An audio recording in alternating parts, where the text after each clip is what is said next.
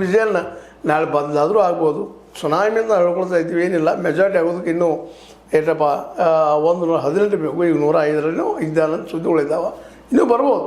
ಆದರೂ ವಿಜಯಣ್ಣವ್ರ ಅಧಿಕಾರಕ್ಕೆ ಬಂದಪ್ಪ ಅಂದ್ರೆ ಹೊಸ ಬದಲಾವಣೆ ಆಯಿತು. ತಮಿಳುನಾಡಿನಲ್ಲಿ ಜನನೂ ಒಂದು ಹೊಸತನ ಬಯಸಿದ್ದಾರೆ ಅನ್ನೋದು ಕ್ಲಿಯರ್ ಆಗಿಬಿಡ್ತು. ಪುದುಚೇರಿ ಅಥವಾ ಪಾಂಡಿಚೇರಿ ಅಲ್ಲಂತೂ ಈಗಿದ್ದ ಸರ್ಕಾರ ಮುಂದುವರಿಯುವಂಥದ್ದು. ಇನ್ನು ಏನಿದ್ರು ಆಸಾಮದ್ದು ಈಗಾಗಲೇ ಹೇಮಂತ್ ಅಲ್ಲಿಯ ಏನಪ್ಪ ಅಂತ ಶರ್ಮಾ ಮತ್ತೊಮ್ಮೆ ಅಲ್ಲಿ CM ಆಗುವ ಎಲ್ಲ ಸಾಧ್ಯತೆಗಳು ಎದ್ದು ಕಾಣ್ತಾ ಇದ್ದಾವೆ. ಒಟ್ಟಿನಲ್ಲಿ ಎಲ್ಲ ಕಡೆಯೂ BJPಯ ಪ್ರಭಾವ ಆಗಿದ್ದರಿಂದಾಗಿ ಅದರಲ್ಲೂ ಒಳನುಸುಳುಕುವವರ ಪ್ರಭಾವ ಇಲ್ಲೆಲ್ಲ ಆಗ್ಯದ. ಆಸಾಮ್ನಲ್ಲಿ ಆಗಿರ್ಬೋದು, ಈವನ್ ವೆಸ್ಟ್ ಬೆಂಗಾಲ್ದಲ್ಲೂ ಪ್ರಭಾವ ಆಗ್ಯದ. ಜೊತೆಗೆ ಇವರೆಲ್ಲ ಆರೋಪ ಮಾಡ್ತಾ ಇದ್ದಾರೆ ವಿರೋಧಿಗಳು, ಅದು ಇರ್ಬೋದಿಲ್ಲ ಅಂತಲ್ಲ.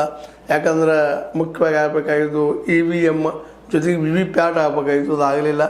ಆಮೇಲೆ ಅದ್ರ ಜೊತೆಗೆ ಈಗ ಏನಾಗಿದ್ದು SIR ಎಷ್ಟು 27 ಲಕ್ಷ ಜನ ಲಾಸ್ಟ್ ಟೈಮ್ ವೋಟ್ ಹಾಕಿದವ್ರಿಗೆ ವೋಟ್ ಹಾಕಕ್ಕೆ ಕೊಡಲಿಲ್ಲ.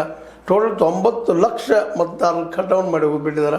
ಇವೆಲ್ಲ ಪ್ರಭಾವ ಆಗ್ತದೆ. ಒಂದು 5-6% 7% ಚೇಂಜ್ ಆಗೋದ್ರಿಂದಾಗಿ ಬರೀ 2% ಹೆಚ್ಚು ಕಡಿಮೆ ಆದರೂ ಸಹಿತ ಈ ಒಂದು ಆಯ್ಕೆ ಇದರಲ್ಲಿ ಬೇಕಾದಷ್ಟು ಚೇಂಜ್ ಆಗ್ತಾ ಇರ್ತವೆ. ಅದೆಲ್ಲ ಕಾರಣ ಆಗಿರ್ಬೋದು ಈ ಒಂದು ವೆಸ್ಟ್ ಬೆಂಗಾಲ್ದಲ್ಲಿ ಅಂತ ನಾವು ಇವತ್ತು ಊಹಿಸ್ಬೋದಾಗ್ಯದ. ಆದರೆ ಇದು ಸತ್ಯ ಅಂತಲ್ಲ. ಒಟ್ಟಾರೆಯಾಗಿ ಮೋದಿಯವರ ಹೇಳ್ತಾ ರಾಷ್ಟ್ರ ತುಂಬ ನಿಧಾನಕ್ಕೆ ಆಗಲಿಕ್ಕೆ. ಅದಕ್ಕೆ TVKನು ಹಿಂದಿನ ನಾಳೆ ಬಲಿ ಆಗ್ಬೋದೇನೋ, ವಿಜಯಣ್ಣವ್ರು ಬಲಿ ಆಗ್ಬೋದೇನೋ ಆ ಒಂದು ದಾಳಿಗೆ ಅನ್ನೋ ವಾದಗಳು ಕೇಳಿ ಬರ್ತಾ ಇದ್ದಾವೆ.